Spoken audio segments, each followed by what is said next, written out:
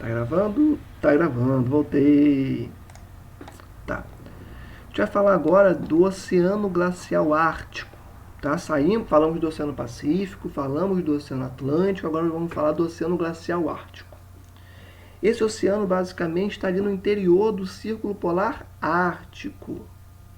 Inúmeros mares que banham Europa, Ásia e Américas partem desse oceano. Eu só não entendi, como assim mares, oceano? O que o senhor está falando?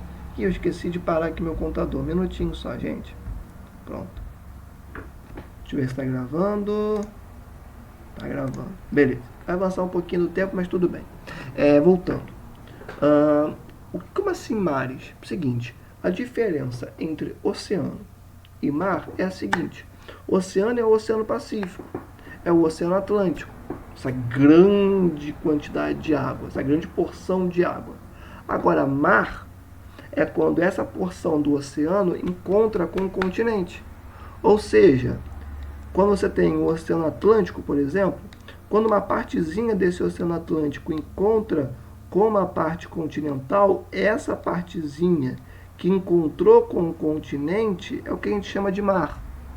Tudo bem? Então, obviamente, de um oceano partem vários mares. Beleza?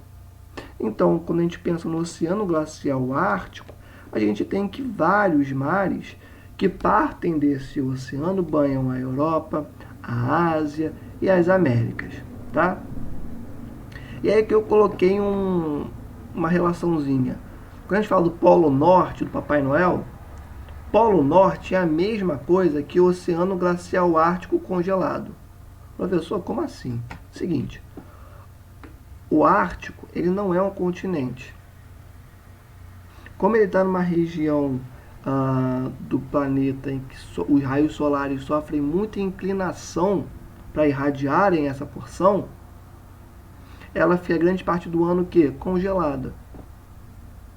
Então, se não tem nenhuma porção de terra embaixo dessa parte de gelo, não é um continente.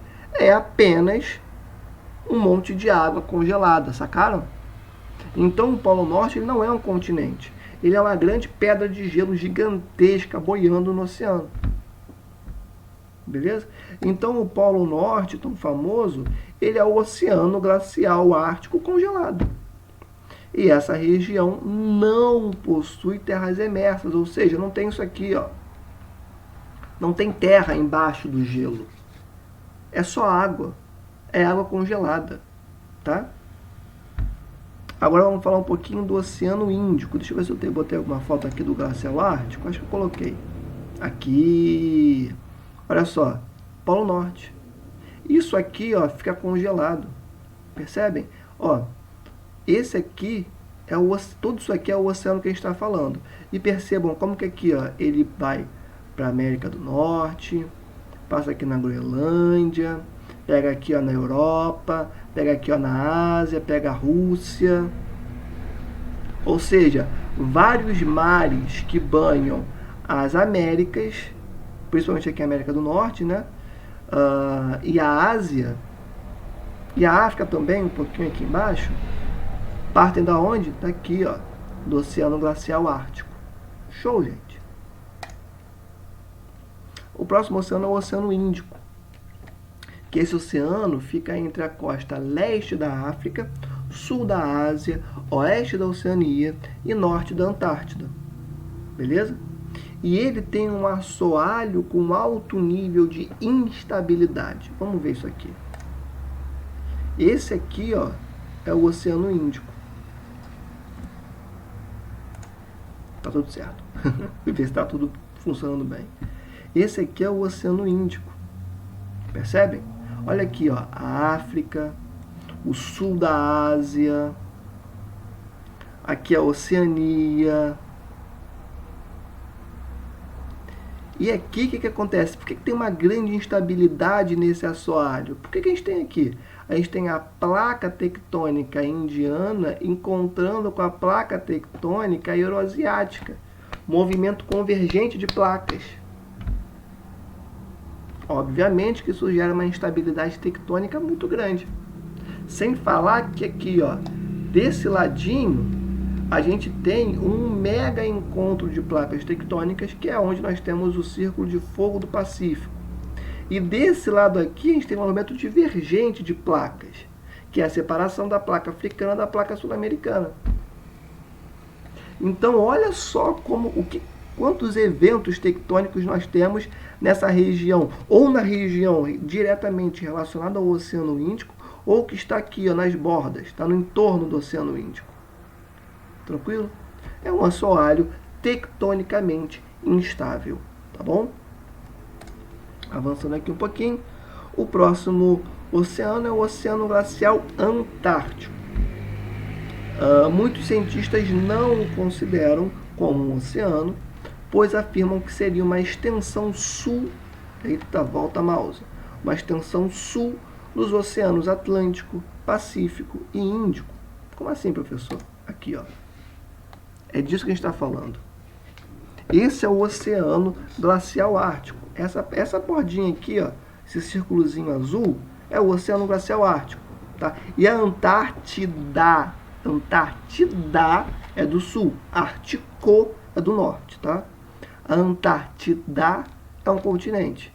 Embaixo dessa quantidade muito grande de gelo, a gente tem terra. Tá? A gente tem um continente de fato. Tá bom? Só que alguns cientistas apontam que eles não acham que o Oceano Glacial Antártico é um oceano. Por quê? Porque aqui, ó, aqui no meio a gente tem o Oceano Atlântico, aqui a gente tem o Oceano Índico, e aqui, ó, a gente tem o Oceano Pacífico. Eles dizem que o Oceano Glacial Antártico não é um oceano porque ele é uma continuação sul desses outros oceanos que eu falei para vocês. Só que as pessoas, a maioria das pessoas, dos cientistas, enfim, ainda utilizam, né, como existente esse oceano. Por quê? Para se localizarem geograficamente. Tá? Eu estou no Oceano Glacial Antártico. Beleza? Para não ficar, eu estou em qual parte do Oceano Pacífico, do Oceano Atlântico, do Oceano Índico. Não, estou no Oceano Glacial Antártico. Não, está tranquilo, já sei onde eu estou. Beleza? Então, por mais que talvez geograficamente esse oceano não faça sentido, não existe, do ponto de vista de localização, ele faz muito sentido. Tá? Eita, avancei demais. Volta. Ele banha todo o continente antártico, o oceano em volta. Show? É o único a rodear o globo de forma completa, né? Redondinho. Rica biodiversidade marinha, e isso é muito importante. Ele tem uma biodiversidade marinha muito rica, né? Inclusive a gente tem algumas espécies base de cadeia alimentar lá, como o krill e o fitoplâncton.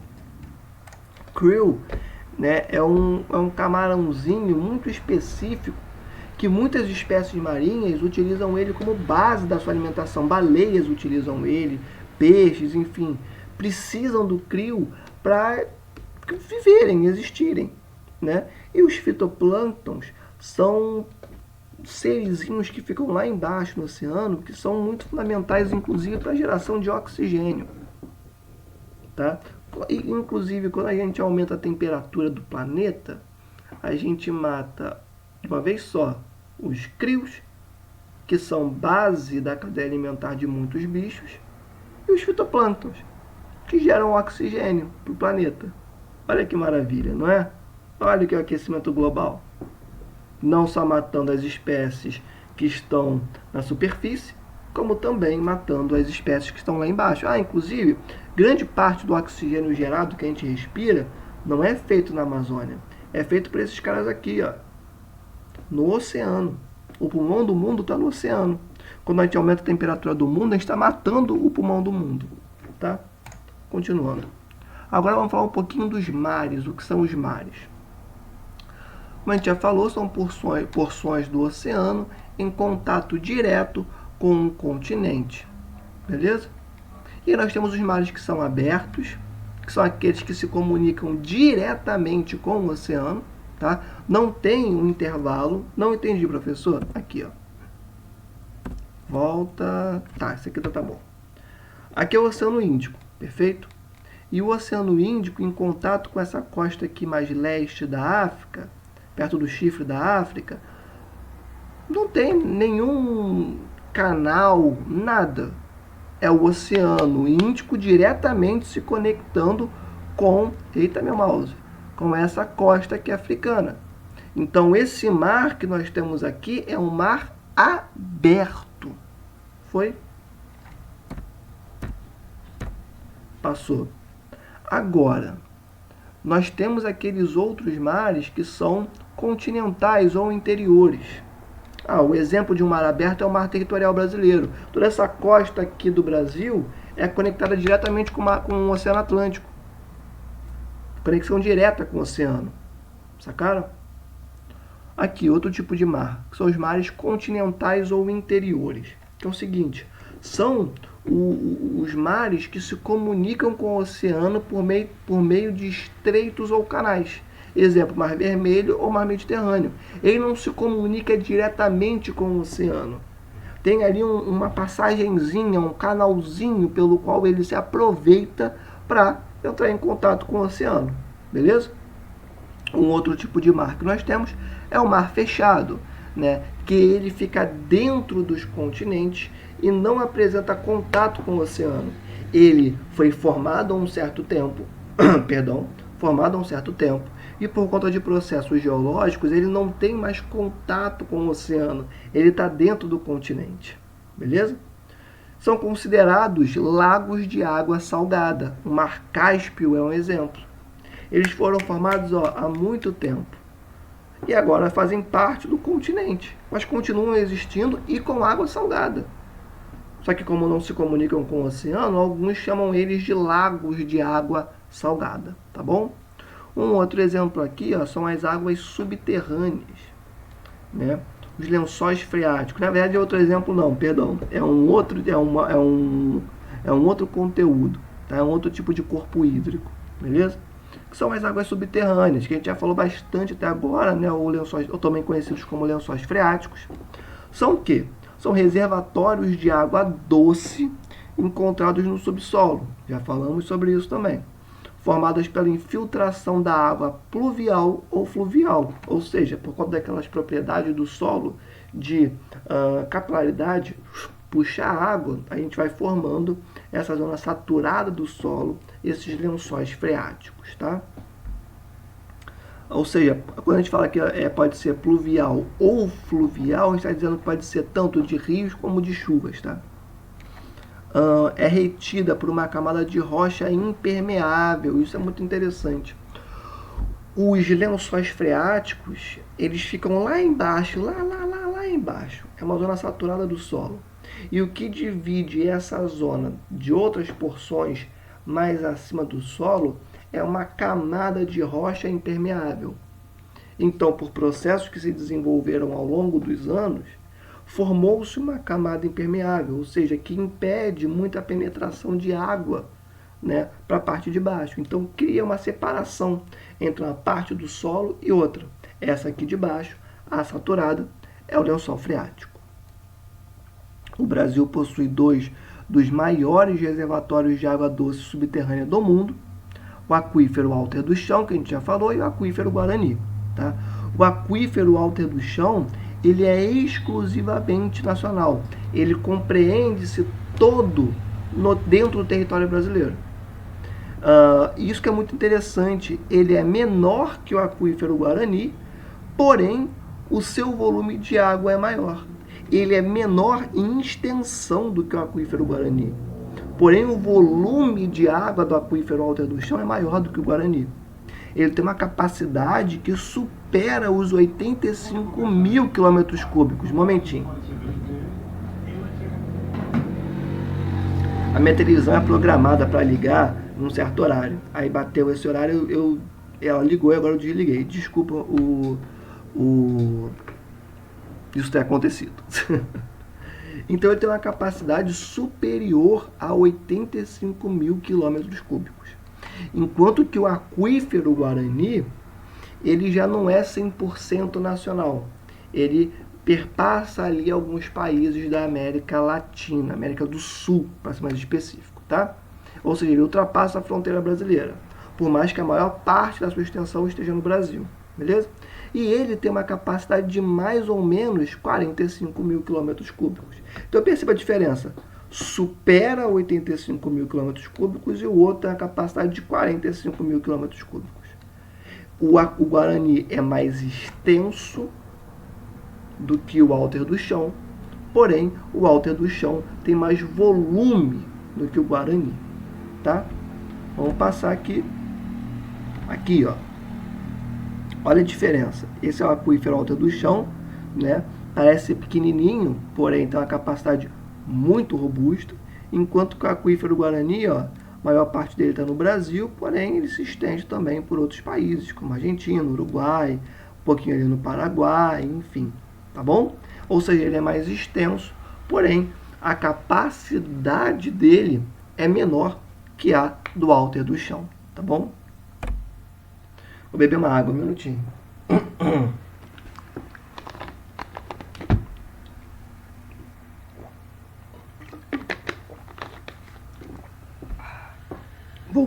Eita! Desculpa, gente. É uma aula, vai gravando uma aula, vai gravando outra, a voz fica assim.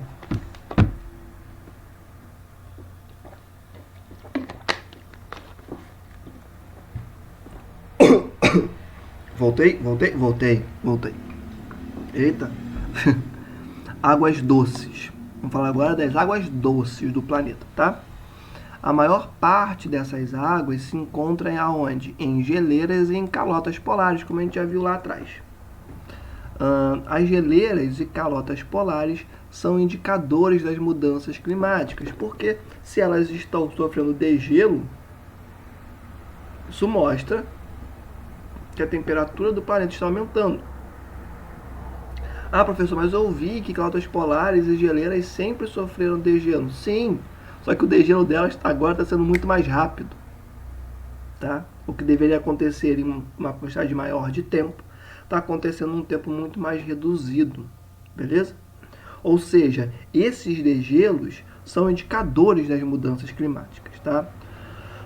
Estudos comprovam o recuo e o desaparecimento de geleiras que não tinham que desaparecer ou recuar a sua área agora. Olha só que coisa. Então, esse é o cenário que a gente vive, né? Ah, professor, mas eu vi alguns cientistas falando que não é verdade. Gente, tem uma minoria que é negacionista, mas a absoluta maioria de artigos científicos, de livros, ou seja, a maioria, a maior parte da comunidade científica fala: estamos passando por um momento de mudanças climáticas por conta da ação do homem, por conta do modelo produtivo adotado pelo homem. Podem negar isso o quanto quiserem, mas é um fato que o recuo e o desaparecimento das geleiras está ocorrendo. E é a esmagadora maior parte da comunidade científica que está dizendo isso. Desde 92, rapidinho, inclusive, na universidade, né, na UF, era meio que piada, né? Alguém falar que aquecimento global é mentira, que o degelo é comum, ninguém levava isso a sério, porque já foi confirmado há muito tempo, né? Então são algumas coisas que a gente vê na sociedade que a gente fica assim, mas por quê? Se há muitos anos a gente já comprovou que está de fato acontecendo, as mudanças climáticas estão acontecendo. Enfim, então desde 92 o desenvolvimento de geleiras, desenvolvimento não, está escrito errado, desculpa, o degelo de geleiras gerou um aumento de 11,1 milímetros no nível do mar. Desde 92, esse degelo já aumentou 11,1 milímetros no nível do mar. Ah, professor, isso é muito pouco, muito pouco. Pois é, mas até 2100, os oceanos, né, podem aumentar mais de 1 metro. Professor, mas só 1 metro? Isso é muito pouco. É o suficiente para acabar com alguns países, como a Holanda, esquece Holanda, esquece a costa de alguns países, algumas porções ali da costa brasileira vão sumir. É o suficiente para criar um desastre assim que não tem nem como medir, tá? Sem falar na perda de água doce que a gente vai ter, né? Enfim, influência dos rios na sociedade e no relevo. Agora vamos ver qual que é a influência dos rios para as sociedades e para o relevo, tá bom? Eu vou tratar disso na próxima parte. Eu vou parar aqui, já deu 20 minutinhos, daqui a pouco eu volto.